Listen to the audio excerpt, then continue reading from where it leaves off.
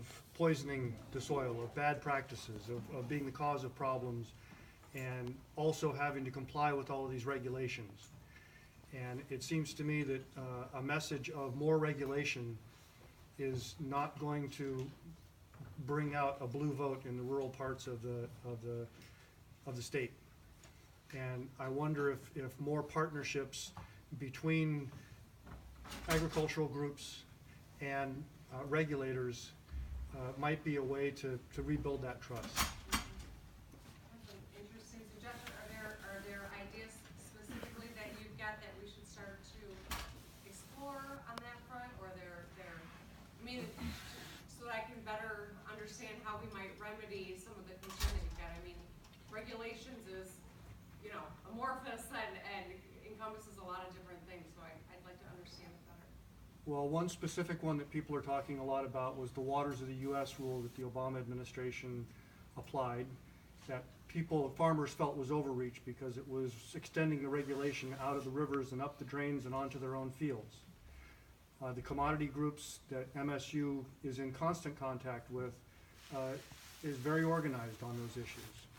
So figuring out ways to work with them to improve water quality for the benefit of Michigan without a big government regulator, outsider feel to it might be a way to do that.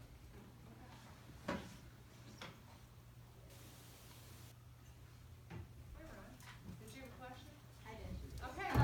So after the 2016 election, it was really evident that sexism played a huge role in the presidential election. And I just want to know, coming up with the 2018 election here, and somebody who wants to be involved in politics later on, but like obviously like there's gonna be that backlash because women are always looked at differently. How are you combating that? And what are the plans you're gonna have in place? Because already people are coming after women who are successful and powerful. Like how do you come about that and offer advice to other women that want to get involved as well? Well, I think that's a really great question. One of the things that I always try to really do is to encourage women to think about running for office. A lot of women, that's what it takes to think about doing it. And even for me, I'm not different than a lot of other women that it was not something I thought about doing. I told you when I was here at Michigan State, I really got interested in politics and why public policy is important to have our voice in the debate in the Capitol. But it really wasn't until, because of term limits, our seat was open here, and a friend of mine, a man, called and said, "Why don't you run?" And I thought, me? I'm not a candidate. I was practicing law, and that's what planted the seed in my brain. So I think it's always really important to encourage women to run. One of the nice, there aren't a whole lot of silver linings to the result of the election in 2016, but one of the interesting things is more women are thinking about running for office. That this kind of earth-shaking event has inspired more women to think about entering into the fray, and I think it's really important. I've always believed that the more diverse group you've got sitting around a table, the better decisions you're going to have, the better, more robust debate you have, and so you've got a more thoughtful plan. It's not easy, but that's the ideal way that it should work. We should have scientists sitting around the table, women from communities of color, and even some white men, I guess. But there's very little diversity in our state government right now, and I think we see the results of that, frankly, with the policies that don't reflect the needs of the masses in our state. When I was in the Senate, I took my oath as the leader of the Democrats, and I looked around the Senate and realized there were more men named John than women. Think about that. Could you ever imagine looking around an American body of government and there being more Janes than men? Right? Like, think about that for a minute. That's a big deal. And I saw it change even when I was there because of term limits. I think it makes it even, we've got a whiter, richer, maler legislature because of term limits, because a lot of wealthy people at the end of their careers, mostly men, are the ones that will run for office, not young people with various backgrounds. And so we when I was in the House, I was the head of appropriations and I sat on higher education. And I would go into our negotiating the final budget for the state, and I'd be sitting next to my leader, Diane Byram, and I would see the leader of the Senate Appropriations, a Republican, Shirley Johnson, sitting at the table, and Governor Jennifer Granholm was sitting at the end of the table. So 4 out of 9 seats were women. When I was the leader in the Senate, I was the only woman sitting at that table. And when those meetings happen now, there's not a single woman at the table. And by the way, there's not even a single person of color sitting at the table. And we're all paying a price for that. Our voices are not heard. Women lead differently too. We champion issues issues like education. That's what we gravitate toward. We are different, and we all benefit when our voices are a part of the conversation. And as Pat Schroeder said, if you're not at the table, you might be on the menu. So I hope you do consider running.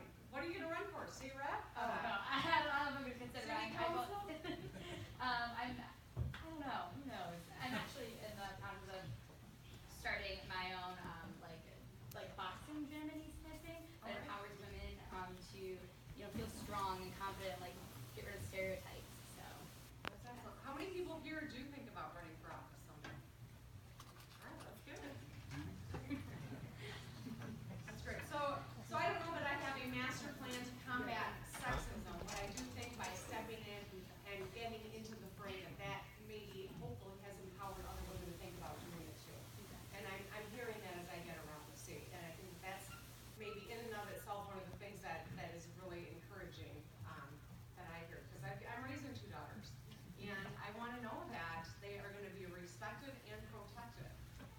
And I think that's something that really, I know that more women at the table would make their lives better. Yes, maybe back there. I really appreciated how much you've talked about taking care of kids specifically in Michigan, in public schools and in Flint. And I'm kind of wondering if you have any sort of plan of action for protecting transgender students in public schools and allowing them to use the bathrooms that they should be allowed to use under new regulations that the White House has just released. It's one of the things that angers me the most, to be honest, to see politicians use fear and untruths to make a political point, to help themselves politically, and endanger people along the way. So I absolutely support anyone using any bathroom they want. It's just that simple. There's not a threat to people, and as a woman who's raising 2 young women, it really drives me nuts to hear Republican men in Washington, D.C. use me and my kids as an excuse to discriminate against people. And so I absolutely support that.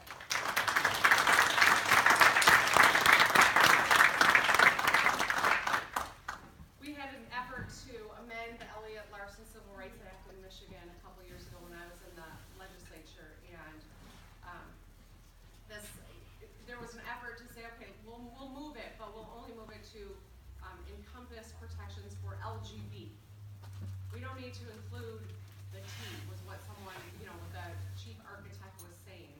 And he totally underestimated why the community is strong. It's because they have found their common ground on these issues and they stick together. And so, he said, well, you'll never be able to vote against that. That's protections for some of the people. And I said, you're absolutely wrong. I am going to vote against that. I'm going to speak about it. I'm not going to let you discriminate against a subset of people. It's wrong. It endangers someone more to do that. Yes. Hi. So my question is specifically, I'm a native Detroiter, so my question